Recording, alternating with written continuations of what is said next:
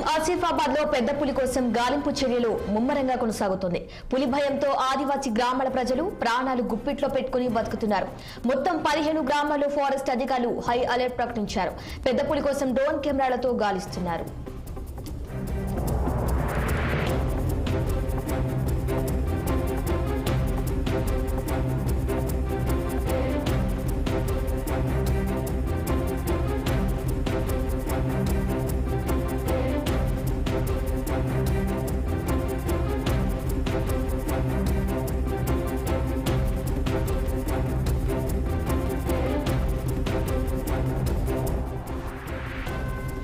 కొమరంభీం ఆసిఫాబాద్ లో పెద్ద పులి కోసం గాలింపు చర్యలు ముమ్మరంగా కొనసాగుతోంది. పులి భయంతో ఆదివాసీ గ్రామాల ప్రజలు ప్రాణాలు గుప్పిట్లో పెట్టుకుని బ్రతుకుతున్నారు. మొత్తం 15 గ్రామాల్లో ఫారెస్ట్ అధికారులు హై అలర్ట్ ప్రకటించారు. పెద్ద పులి కోసం డ్రోన్ కెమెరాలతో గాలిస్తున్నారు.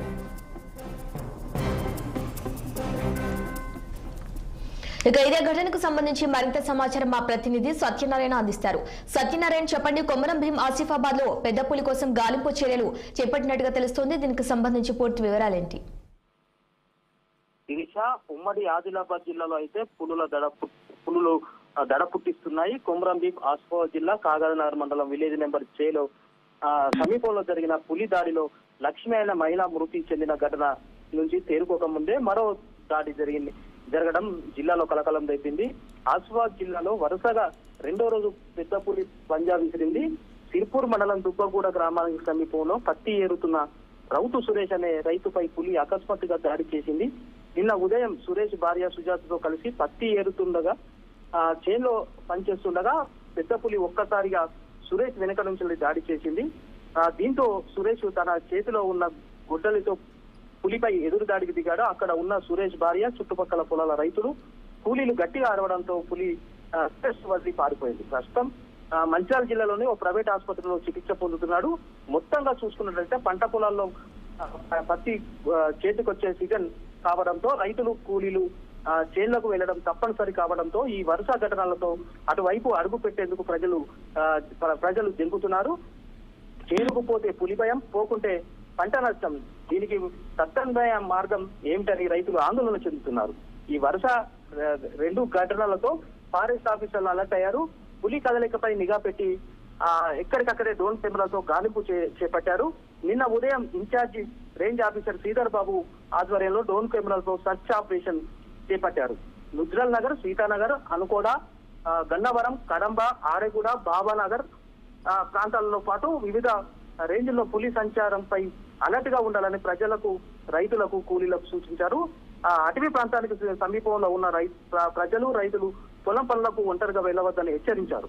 కాగనగర్ మండలంలోని 15 గ్రామాల్లో 144 సెక్షన్ విధించారు. అయితే కాగనగర్ సిర్పూర్ మండలం దుబ్బగూడలో పులి దాడి చేసిన సురేష్ ను గాయపరిచిన విషయం తెలిసిన వెంటనే జిల్లా ఫారెస్ట్ ఆఫీసర్లు నిరంజన్ కుమార్ కాగనగర్ హాస్పిటల్ కు చేరుకున్నారు. డాక్టర్లతో మాట్లాడి రైతు ఆరోగ్య పరిస్థితి తెలుసుకున్నారు. ఫారెస్ట్ డిపార్ట్మెంట్ తరఫున మెరుగైన వైద్యం అందించేందుకు చర్యలు తీసుకుంటామని చెప్పారు.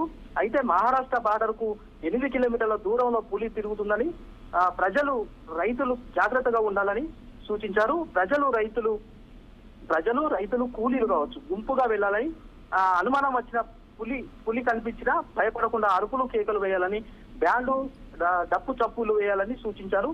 1-2 రోజులు గడిస్తే పులి బయటికి వెళ్లిపోతుందన్నారు.